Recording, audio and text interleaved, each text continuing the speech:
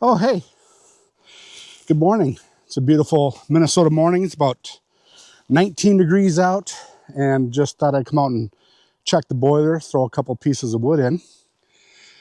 Temperature is 179, so that means the boiler just shut down.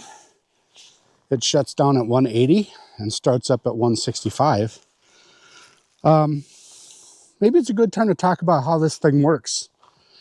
This wood boiler we purchased about 25 years ago, maybe 22 years ago. It's a classic. It doesn't say what model number it is, I don't think. But it is just your standard wood boiler. You can't burn coal in it. It's, not a reburner. It's just a wood boiler. So there's 400 gallons of water that circulates in this boiler. And some people think it's tied into the thermostat in the house because, you're heating the house with this hot water. And that's not the case. So this boiler just, when it gets to a temperature, it shuts off. It closes the air vent. And when that water cools down from going in the house and back out, it then turns back on and then heats back up again. So it's just seeing the temperature of the water and controlling itself that way. So the colder it is, the more you have to heat your house, the cooler the water gets coming back to the stove. And so it turns on and off more and uses more wood, depending on how cold it is. Typically, if the temperature's in the high teens, 20s, you fill it once a day.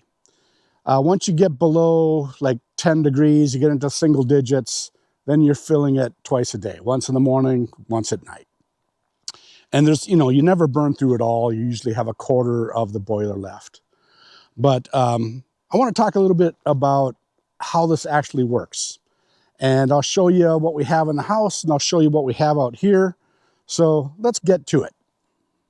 All right, inside the boiler, on the side here, you can see we've got two pipes. We've got an on and off switch up there. And so one of these is an intake and one's an outtake. So the cool water coming back to the boiler from the house is this one right here. So the water gets cooled, comes back out here, dumps in the top. The water down below, this valve, that is going out to the house. And that water currently is 179 degrees. By the time it gets back here, it has cooled probably 20 degrees, again, depending on how much heat we are using in the house.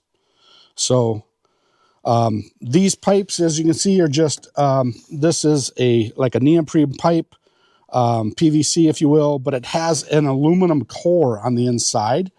So that gives it extra insulation. And then underground, it's in a big 6-inch PVC insulated pipe all the way to the house.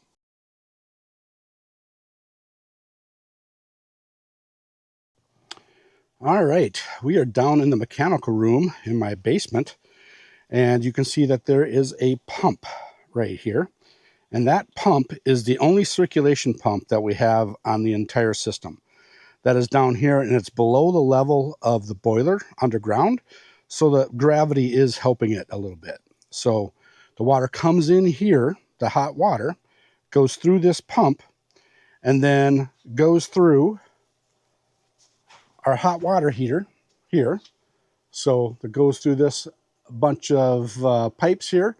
There's a mixing valve back there, and then it goes through the furnace, through those pipes that go that direction behind the furnace, and into our furnace plenum here. So that water circulates basically through a radiator system, and then as the house gets cool, the thermostat calls for heat, turns on the fan, and then blows the air over the top of the plenum, or the radiator, if you will. So that plenum is at 170 degrees or so, 175, and that fan turns on and blows that air through the house. So that's how that works. Now we have two furnaces here. So let me show you that one. All right, here we are at the other furnace, and you can better see the plenum type system.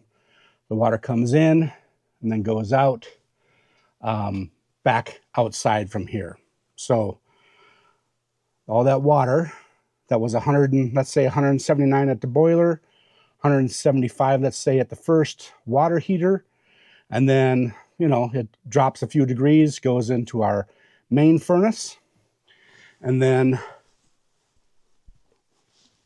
basically it comes up here to the apartment furnace, and then back outside.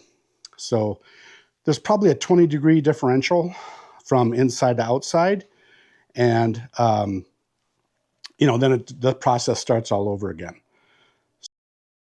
Let's talk a little bit about this little handy diagram I created. As you can see, number one is the wood boiler, and you have the hot water leaving the wood boiler and goes to number two. Number two is the hot water heater in our house, and that will do all of the domestic hot water, and so it helps create knocks the expense down of using natural gas to heat your water. So you have that. Number three is the main furnace for the house, and that is doing, like I mentioned earlier, a plenum style of heat. So it is heating the air that goes through the furnace.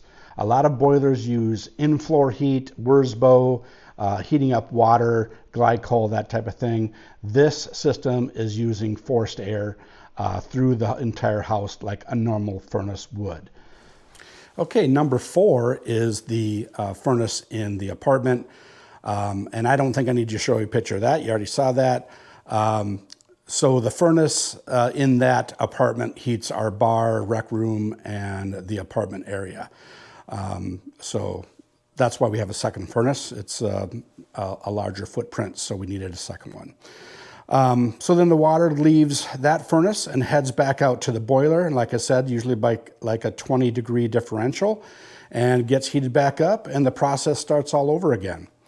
I did find not the serial number, but the model number of the boiler shown here.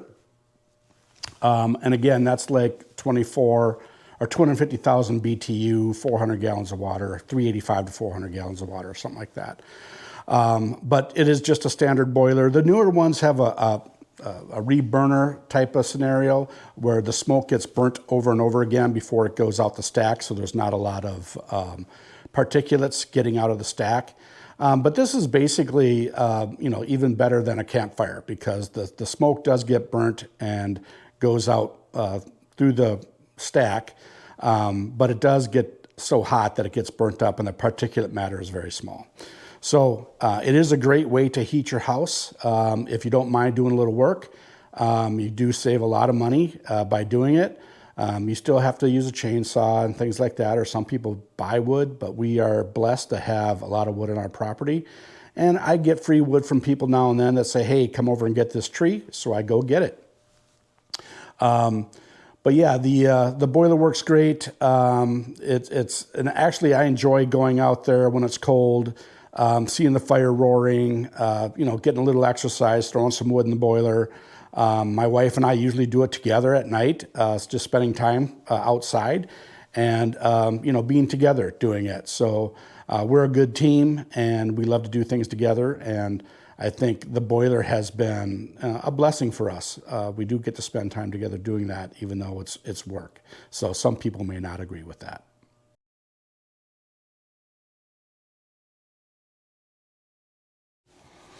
Okay, other things about the boiler.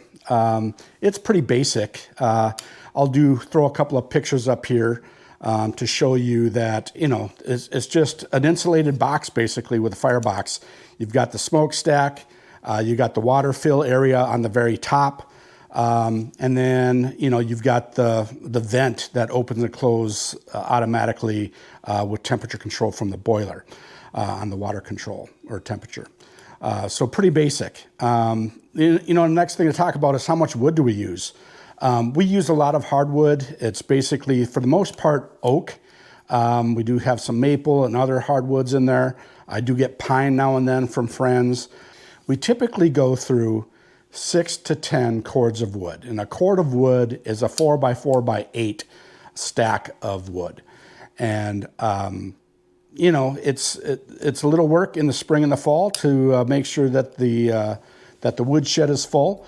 But again, we're a good team. We work together. I do most of the cutting and bucking up, and then Annette will do a lot of the stacking.